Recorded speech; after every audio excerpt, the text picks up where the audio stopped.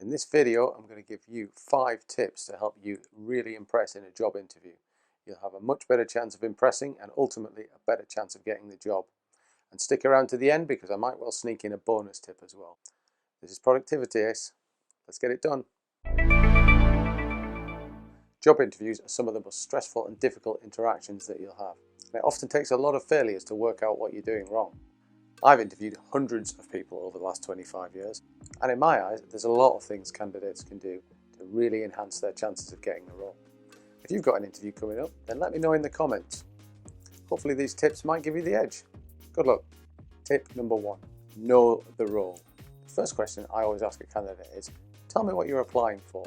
You'd be amazed how many candidates can't articulate the job that they're actually applying for. If they don't know what they're applying for, how can they ensure it's what they want? It's important to establish this for 2 reasons. First of all, it sets expectations. The candidate knows exactly they're applying for the right job. And secondly, it helps interviewers identify issues with recruiters. Recruiters sometimes don't describe the job accurately to candidates or on advertisements, and it's important for a hiring manager to make sure that the recruiter is doing a great job. So at the start, getting a candidate to describe the job that they think they're applying for is a good way to start an interview. Tip number 2, prepare for the obvious. So being an interviewer is difficult. It takes a lot of effort, it takes a lot of preparation, and as a result, not all interviewers are prepared to put the amount of work in that's needed. So you'll actually get an awful lot of obvious questions.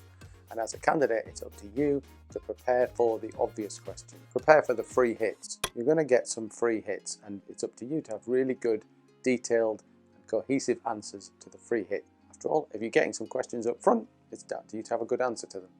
So, as an interviewee, you may well get some of these questions. Why do you want the job?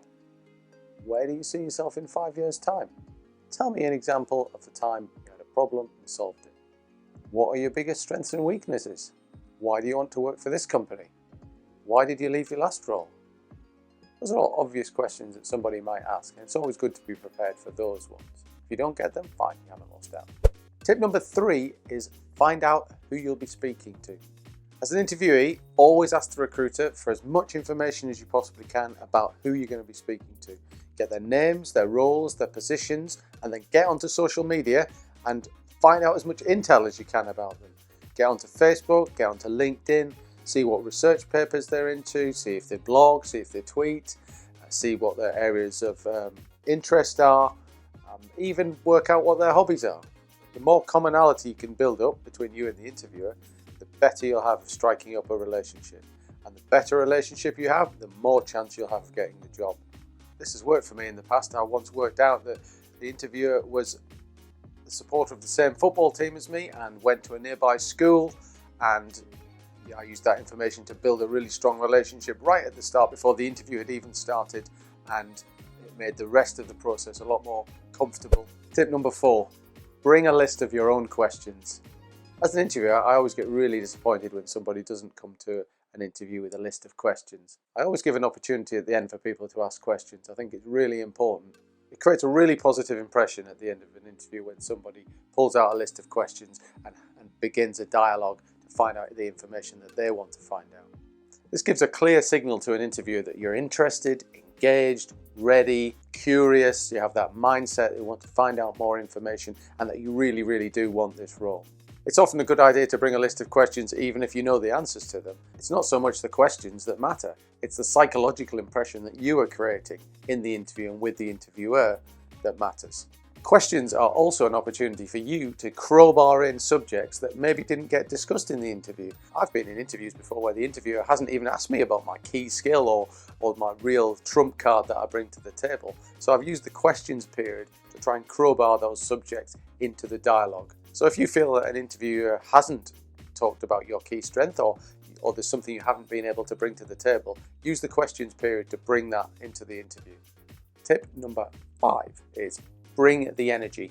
Your interviewer is desperate to find somebody for this role. They're desperate to find somebody that really wants the job. They want to fill the role. They want to get the resource in and start delivering. So if you can bring the energy and enthusiasm to the interview, that really, really counts for a lot. It's obvious that skills are important, but passion, drive and energy to really get across that you really want this job is a very, very important thing to bring. And that doesn't mean bouncing off the walls and going completely over the top. lifting your energy levels, lifting your enthusiasm, sitting up straight and making sure that you're giving off the vibe that you really want the role is absolutely critical. It's actually a good idea to treat an interview like a stage performance in a way. Before you go in, warm up your voice, make sure you've had a drink, make sure you're hydrated, do some exercises, do some breathing exercises to get yourself flowing, to get your voice going, maybe even some power poses to pump up that energy level internally. That all counts, that all helps you build up a persona, build up an energy level that you can take into the interview and use to express your enthusiasm. And here's the bonus tip. Bonus tip is, don't give up. Occasionally you'll find a role that is a 1 in 1,000 role, 1 in a million role, one of those roles that you've been waiting for years, that this is the way into the career that you've always wanted. This is the job in a million. But you apply and you don't get an interview, or you do get an interview and you get rejected. Disaster. Well, not necessarily. I know several people that have refused to take no for an answer when they've been rejected for their dream job. It's well worth contacting the hiring manager offline with a polite email to express why you feel you might need a second chance or why you'd like that interview. The worst that'll happen, they won't reply. But I've seen it on several occasions where the hiring manager has said, okay then, let's talk. And that conversation has led to the person getting the role or a different role or a similar role or a way into the company or making some good level of progression.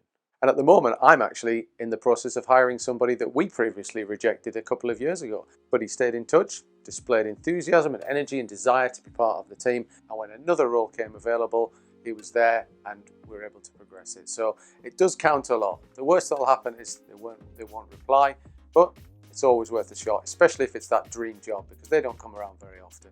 I get a lot of these post-rejection messages. There's actually quite a few candidates will contact me offline, and I never ignore them. I always try and come back with at least some form of career advice, maybe explain a little bit more in detail why they weren't suitable or why they didn't get the job, or even give them some advice to say, well, if you want to compete for this type of role, here's where you might want to structure your learning or take your experience to give yourself a better chance in the future. Here's what I want you to do now. If you've got an interview coming up, let me know in the comments. Put some of these tips into action and let me know which ones worked. And then, of course, come back and let me know if you got the job. Best of luck. Links to everything I'm talking about today are in the description. Check them out. Check out my interviews playlist, by the way. There's lots of good information in there. That's it for this one on Productivity ACE. We'll see you next time.